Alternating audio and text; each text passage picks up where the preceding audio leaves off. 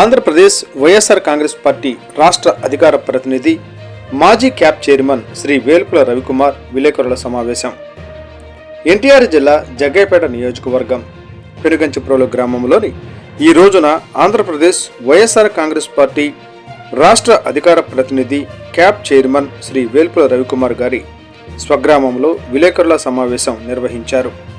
ఈ సందర్భంగా వేల్పుల రవికుమార్ గారు మాట్లాడుతూ వైఎస్ఆర్ కాంగ్రెస్ పార్టీకి చెందిన ఎస్సీ, ఎస్టీ, బీసీలకు చెందిన వైసీపీ కార్యకర్తలపై టార్గెట్ చేసి వారి మీద అక్రమ కేసులు బనాయించారు.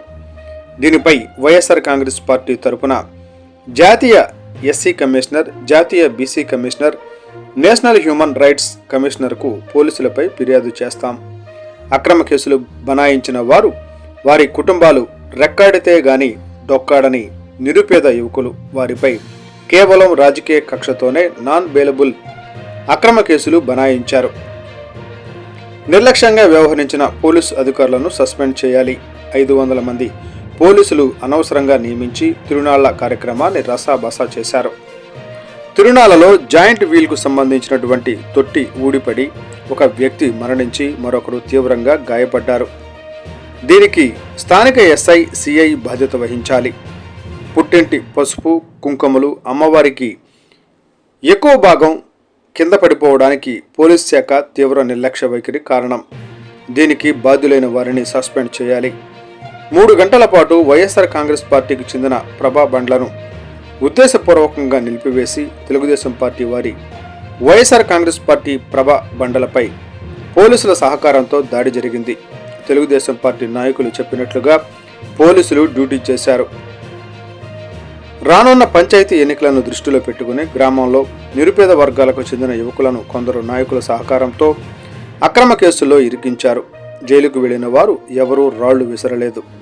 వాళ్లు అమాయకులు, నిర్దోషులు. కేవలం రాజకీయ కక్షతోనే వారిని జైలుకు పంపారు. 18వ తారీఖు నాడు తెల్లవారుజామున 3:30 గంటల సమయంలో పెనుగంచిప్రోలు మండల కేంద్రంలో శ్రీ తిరుపతమ్మ అమ్మవారి తిరునాళ్ల సందర్భంగా పోలీస్ స్టేషన్ సెంటర్ వద్ద తెలుగుదేశం పార్టీ, వైఎస్ఆర్ కాంగ్రెస్ పార్టీ, జనసేన పార్టీలకు చెందినటువంటి జెండాలతో అలంకరించబడినటువంటి అమ్మవారి పసుపు కుంకుమల ప్రభలు భక్తి శ్రద్ధలతో భక్తులు అమ్మవారిని పూజించుకునే దానికోసం ఆ సెంటర్లో ఆపివేశారు. వెళ్తున్నటువంటి ప్రభలను ఆపివేశారు. ప్రత్యేకంగా గతంలో ఎన్నడూ లేనటువంటి విధంగా పోలీసులు ఈ సంవత్సరం అత్యుత్సాహం ప్రదర్శించి ఒక రాజకీయ పార్టీకి అనుకూలంగా వ్యవహరిస్తూ వాళ్ళతో సాన్నిహిత్యంగా మెసలుతూ దాదాపు 500కు పైగా పోలీసు బలగాల్ని పెనుగంచిప్రోలు గ్రామంలో ఈ తిరునాళ్ల నిమిత్తం మోహరించడం జరిగింది. ఈ చుట్టుపక్కల పెనుగంచిప్రోలులో ఉన్నటువంటి పరిసర గ్రామాల నుంచి వచ్చేటువంటి రహదారులన్నింటికి కూడా అనవసరంగా ఎక్కడ పడితే అక్కడ ఐరన్ బారికేడ్స్ పెట్టి విపరీతమైనటువంటి బందోబస్తు గతంలో ఎన్నడూ లేనటువంటి విధంగా చేయటం జరిగింది.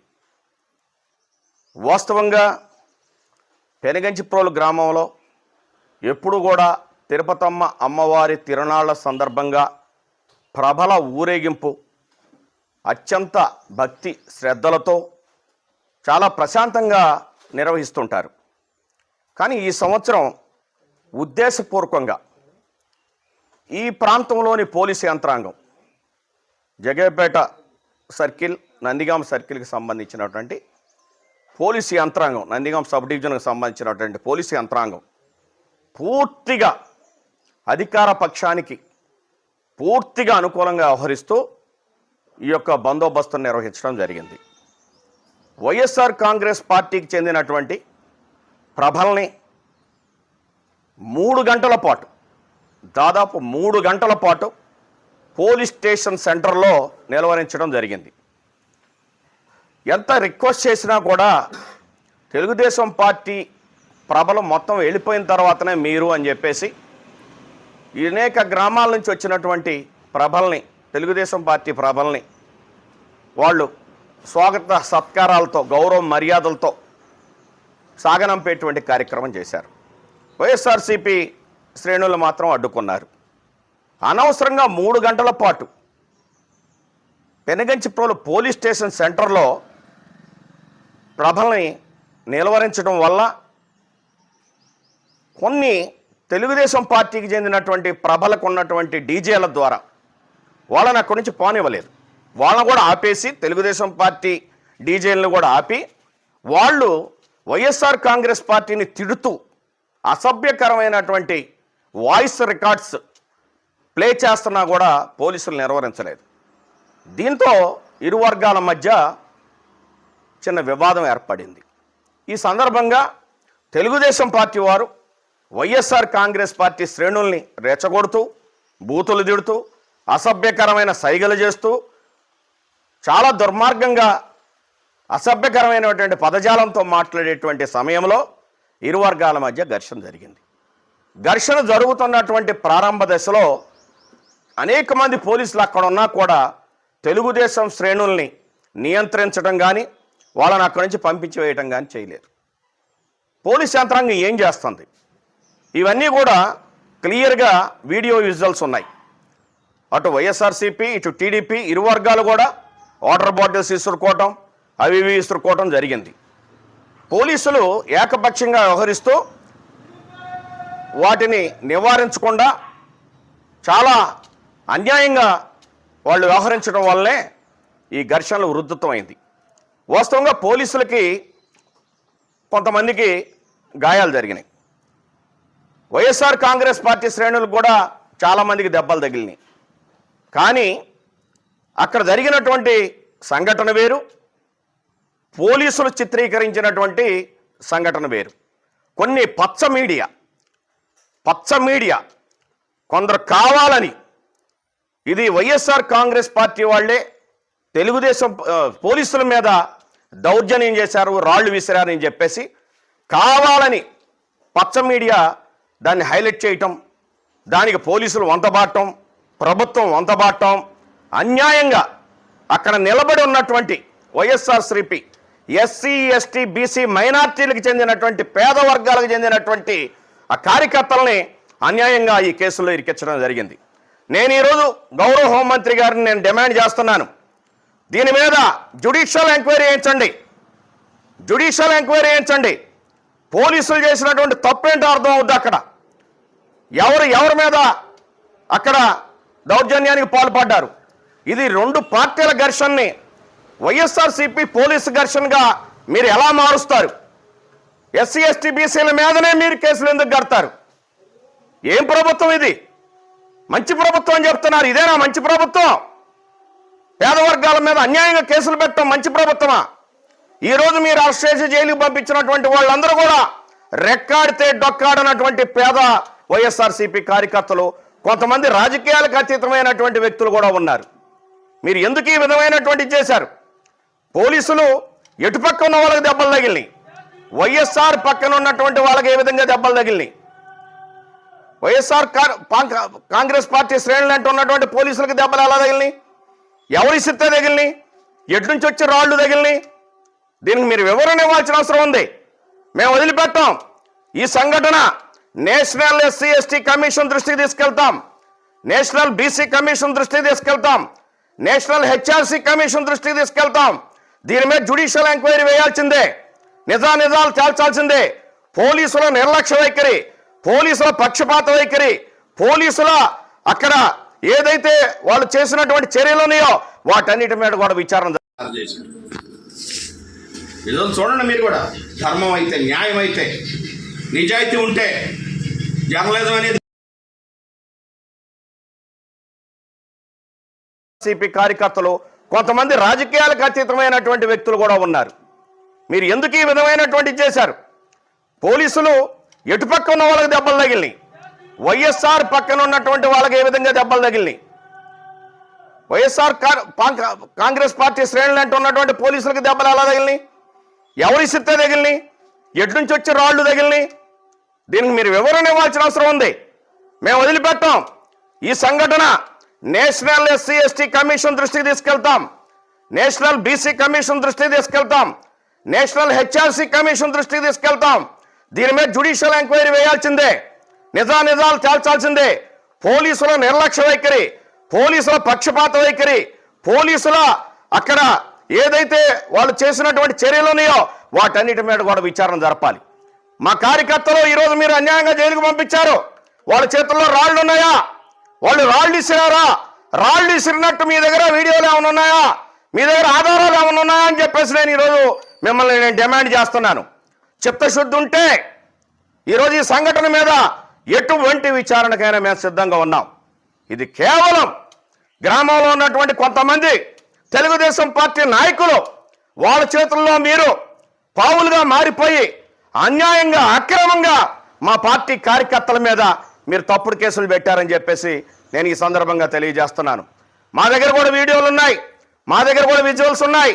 వాటన్నింటిని కూడా మేము హెచ్ఆర్సీ ముందు కానీ, ఎస్సీ ఎస్టీ కమిషన్ ముందు కానీ, బీసీ కమిషన్ ముందు కానీ, గౌరవ న్యాయస్థానం ముందు కానీ మేము పెట్టడానికి సిద్ధంగా ఉన్నాం. మీ దగ్గర ఏమున్నాయో చెప్పండి. ఈటూరు వెంకట అనే అతను వైఎస్ఆర్ కాంగ్రెస్ పార్టీలో సోషల్ మీడియాలో పనిచేసేవాడు. పొట్టకూటి కోసం చిన్న వృత్తులు చేసుకొని బతికేవాడు. అతను రాళ్ళేశాడా? వేల్పుల అజయ్ అనే అతను చాలా చిన్న పిల్లాడు.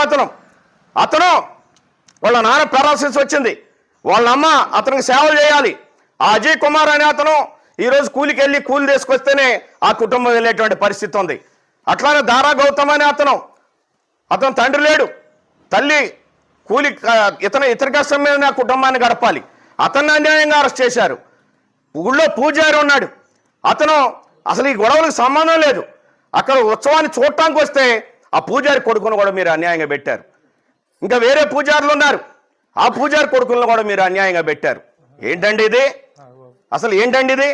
నాగబాబు అనేటువంటి అతను బ్రాందీ షాప్లో ఉద్యోగం చేసుకుంటారు, వైఎస్ఆర్సీపీ అభిమాని. అతన్ని అన్యాయంగా మీరు కేసుల్లో పెట్టారు. మహేష్ అనే అతను ఒక చిన్న ఉద్యోగి, ప్రైవేట్లో ఎక్కడో పని చేసుకుంటాడు, అతన్నే పెట్టారు.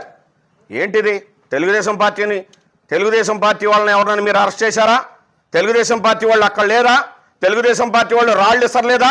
తెలుగుదేశం పార్టీ వాళ్ళు దౌర్జన్యం చేయలేదా? తెలుగుదేశం పార్టీ వాళ్ళు వైఎస్ఆర్సీపీ శ్రేణుల్ని కవించలేదా? ఏం జరుగుతుంది ఇక్కడ? ఏం జరుగుతుంది ఈ రాష్ట్రంలో? శాంతి భద్రతలను కాపాడలేక అమాయకులైనటువంటి వైఎస్ఆర్సీపీ కార్యకర్తల మీద మీరు అన్యాయంగా కేసులు పెట్టి అక్రమంగా జైలుకు పంపించి సోద్యం చూస్తున్నారా? ఏంటి ఇదేనా? రమణండి, సిద్ధంగా ఉన్నాం. జ్యుడిషియల్ ఎంక్వైరీ వేయండి, ఏ విచారణకైనా మేము సిద్ధం. ఇంత అన్యాయంగా మీరు అక్రమంగా కేసులు పెట్టారు. ఒక్క ఓసిని మీరు అరెస్ట్ చేశారా? కుల తత్వంతో మీరు వ్యవహరిస్తున్నారు. దీన్ని చూస్తూ ఊరుకోం. ఏం జరిగిందో తెలుసో, ఎవరు ఇక్కడ పేర్లు ఇచ్చారో తెలుసో, ఎవరు దగ్గరుండి కేసులు కట్టించారో తెలుసో, ఇవన్నీ కూడా ప్రజలు చూస్తున్నారు. ప్రశాంతమైనటువంటి పుణ్యక్షేత్రాన్ని, ప్రశాంతమైనటువంటి పవిత్రమైనటువంటి పుణ్యక్షేత్రాన్ని, పవిత్రమైనటువంటి అమ్మవారి తిరణాలని మీరు కావాలని అలా రాజకీయమయం చేశారు. ఎవరు భక్తులకి ఎవరు వస్తారండి? ఎవరు పూజించుకుంటారండి? పూజించుకునేటువంటి భక్తులను కూడా, అమ్మవారి అభిమానులు కూడా మీరు ఈ విధంగా అక్రమ కేసుల్లో ఇరికిస్తే ఇంకా తిరణాళ్ళు ఏ విధంగా దిగ్విజయం అవుతాయండి? ఏంటి అసలు ఈ విధానం ఏంటిది? మరి ఇంత జరిగింది. అమ్మవారి పశువు కుంకుమలకు కూడా రక్షణ లేదు. పశువు కుంకుమలు ఎప్పుడూ లేదు, కింద పడిపోయినాయి. 20 మంది పోలీసులు ఉన్నారు అక్కడ.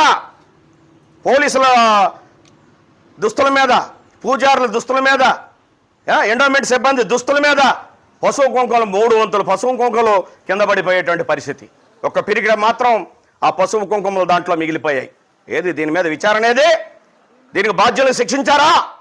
దీనికి బాధ్యులను సస్పెండ్ చేశారా? దీని మీద విచారణ జరిపారా? అమ్మవారికి అంత అపచారం జరుగుతుంటే ఈ ప్రభుత్వం ఏం చేస్తుందని ప్రశ్నిస్తున్నాను. పవిత్రమైన పశువు కుంకుమలకు మీరు రక్షణ కల్పించగలిగారా? ఒక క్రమమైన పద్ధతిలో అమ్మవారి గుళ్ళోకి ఆ పశువు కుంకుమలు తీసుకెళ్ళడానికి మీరు సహకరించారా? ఇవాళ జైంట్ వీల్ ఉంది. జైంట్ వీల్ విషయంలో లక్షల రూపాయలు చేతులు మారినాయి. జైంట్ వీల్ నిర్వాహకులు ఎవరో, ఫిట్నెస్ సర్టిఫికేట్ ఇచ్చింది ఎవరో, ఏం జరిగింది అక్కడ? అమాయకుడు జైంట్ వీల్ ఊడిపడి కింద పడి చనిపోయాడు. ఇంకొక అతను కాళ్ళు చేతులు ఇరిగిపోయింది. ఏంటి ప్రభుత్వం ఏం చేస్తుంది? ఏమైనా విచారణ ఉందా? ఫిట్నెస్ సర్టిఫికేట్ ఇచ్చినటువంటి అధికారి ఎవరో సస్పెండ్ చేస్తున్నారా? స్థానిక ఎస్ఐ ఏం చేస్తున్నాడు? ఇంత జరుగుతుంటే స్థానిక సిఐ ఏం చేస్తున్నాడు? ఉన్నతాధికారులు ఏం చేస్తున్నారు? ఏ చర్యలు లేవా? పచ్చ మీడియా రాసిన దాన్ని పెట్టుకొని, పచ్చ మీడియా ఇచ్చిన పేర్లు పెట్టి, స్థానిక తెలుగుదేశం నాయకులు ఇచ్చిన పేర్లు పెట్టి అన్యాయంగా మా కార్యకర్తలను అరెస్ట్ చేస్తారా?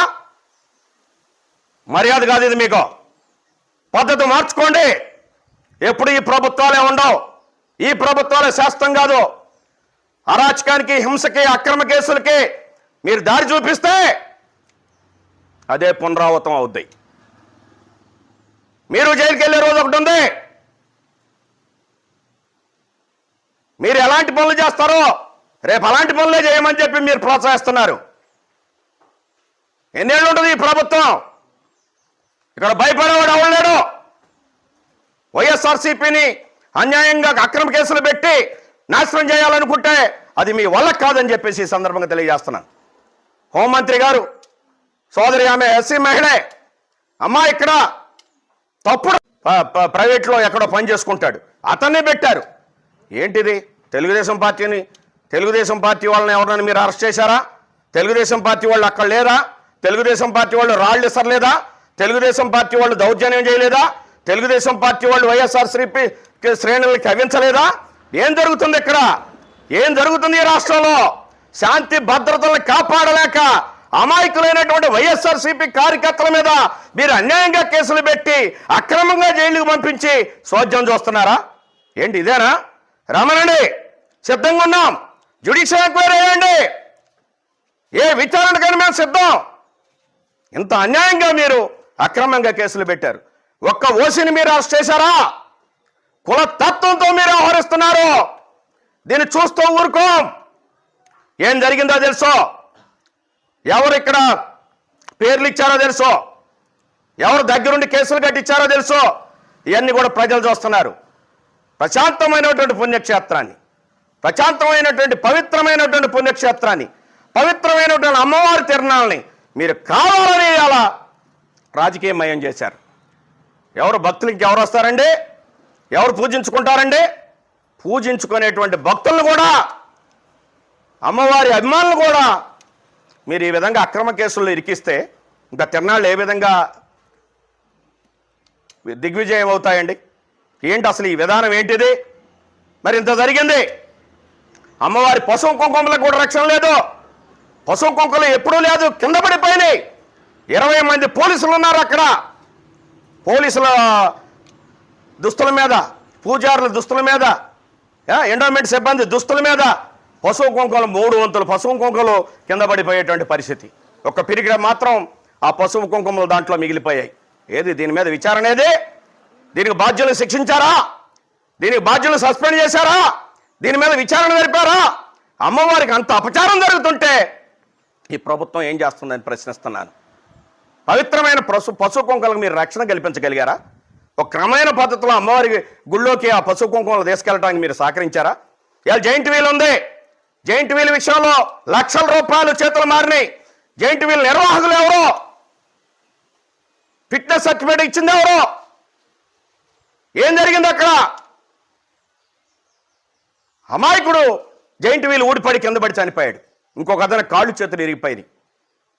ఏంటి ప్రభుత్వం ఏం చేస్తుంది? ఏమైనా విచారణ ఉందా? ఫిట్నెస్ సర్టిఫికేట్ ఇచ్చినటువంటి అధికారి ఎవరో సస్పెండ్ చేస్తున్నారా? స్థానిక ఎస్ఐ ఏం చేస్తున్నాడు?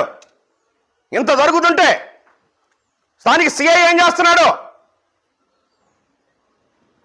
ఉన్నతాధికారులు ఏం చేస్తున్నారు? ఏ చర్యలు లేవా? పచ్చ మీడియా రాసిన దాన్ని పెట్టుకొని, పచ్చ మీడియా ఇచ్చిన పేర్లు పెట్టి, స్థానిక తెలుగుదేశం నాయకులు ఇచ్చిన పేర్లు పెట్టి అన్యాయంగా మా కార్యకర్తలను అరెస్ట్ చేస్తారా? మర్యాద కాదు ఇది. మీకు పద్ధతి మార్చుకోండి. ఎప్పుడు ఈ ప్రభుత్వాలే ఉండవు. ఈ ప్రభుత్వాలే శాస్త్రం కాదు. అరాచకానికి, హింసకి, అక్రమ కేసులకి మీరు దారి చూపిస్తే అదే పునరావృతం అవుద్ది. మీరు జైలుకి వెళ్ళే రోజు ఒకటి ఉంది. మీరు ఎలాంటి పనులు చేస్తారో రేపు అలాంటి పనులే చేయమని చెప్పి మీరు ప్రోత్సహిస్తున్నారు. ఎన్నేళ్ళు ఉంటుంది ఈ ప్రభుత్వం? ఇక్కడ భయపడేవాడు ఎవరు? వైఎస్ఆర్సీపీని అన్యాయంగా అక్రమ కేసులు పెట్టి నాశనం చేయాలనుకుంటే అది మీ వల్ల కాదని చెప్పేసి ఈ సందర్భంగా తెలియజేస్తున్నాను. హోంమంత్రి గారు సోదరి, ఆమె ఎస్సీ మహిళే.